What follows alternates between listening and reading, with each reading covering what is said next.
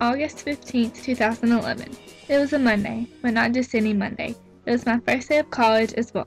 I began college with an entire week ahead of me. I was no longer a senior, no longer a cheerleader, no longer walking the halls of Madison County High School. The sweet summertime was over, and it was time for me to begin my journey as a college student.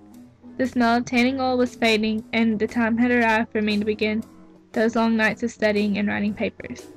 I was back to the bottom of the totem pole as a freshman. I knew my way around Athens, and I had mapped out my route around campus the night before. I was as prepared as I would ever be. Okay, to tell you the truth, I had no idea what I was doing. My best friend accompanied me on the first day of school. She is a student at UGA as well, and since we are both from Madison County, we had the option of living at home. After about a 20-minute drive, we arrived at the University of Georgia, and soon after we were introduced to the bus system. Hello, Orbit. Thank you for always being awkward and crowded. You never seem to have an ample amount of space, not to mention no one on here knows whether or not they are headed in the right direction. I rode the bus with Tori to the Ramsey Center for our weight training class, which was not the most exciting thing to do at 8 a.m. Our class met in the bleachers where the pool is, breathing in chlorine air. After meeting our instructor, I was off to food nutrition. On the way over, Tori and I began to worry that maybe we would not be able to make it to this class on time every day. I recalled a red error message on Oasis when I was signing up for the class, saying that there was not enough time between the two classes, but at the time, I thought nothing of it. Perhaps the error message from Oasis meant something.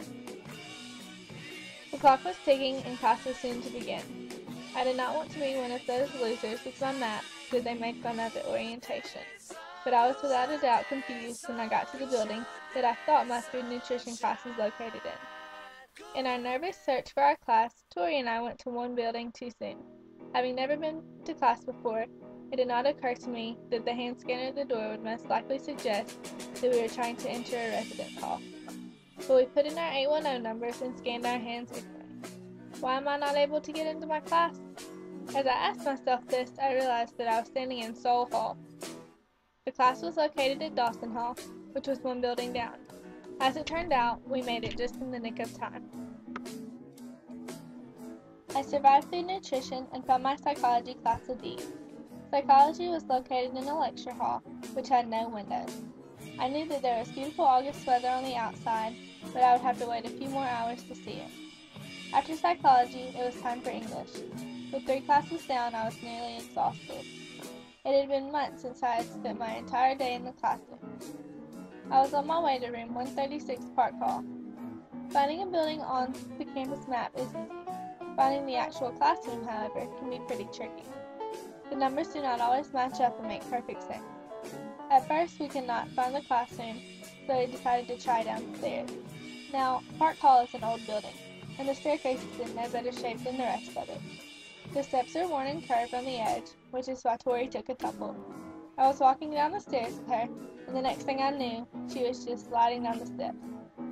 It was honestly the most hilarious thing that I had seen in a while, but I had to put every ounce of energy that I had into stifling my laughter. I heard my colleagues gasp and mutter in shock. It seemed as if everyone was trying not to laugh, but no one offered poor Tori any help.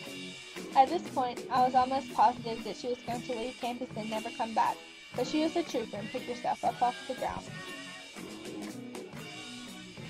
Tori and I finally found our English class where we introduced ourselves and got the class syllabus. After that, I had officially completed my first day of college classes.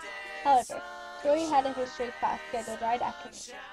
Not knowing where to wait for her, I politely accompanied her to class. History is not my forte, so this does not occur very often. I felt a bit out of place since I knew I was not scheduled for that class, but everyone was new to the class, so no one knew that I was not supposed to be there. Besides, the history class was in another dark lecture hall, which means there are 300 students. No one would have noticed that I was in the wrong class anyway. After accompanying Tori in history, I was done for the day and it was time to head home.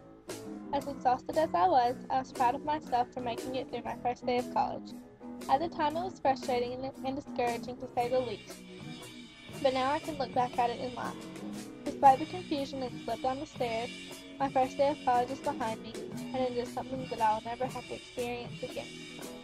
I now know that finding my way around a new place is going to be a challenge, even if it is only 20 minutes away from home. With beginning college is a newfound freedom, as well as a bittersweet longing for the past.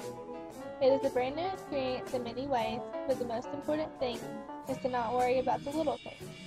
Of course, it was frustrating at the time, but it turns out that the first day of college was the least of my worries.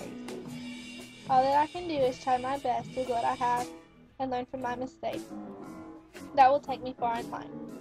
Now that my first day of college is behind me and I have a routine down, really this time, I can joke around about the experiences that I have had and focus on my career as a young adult in college.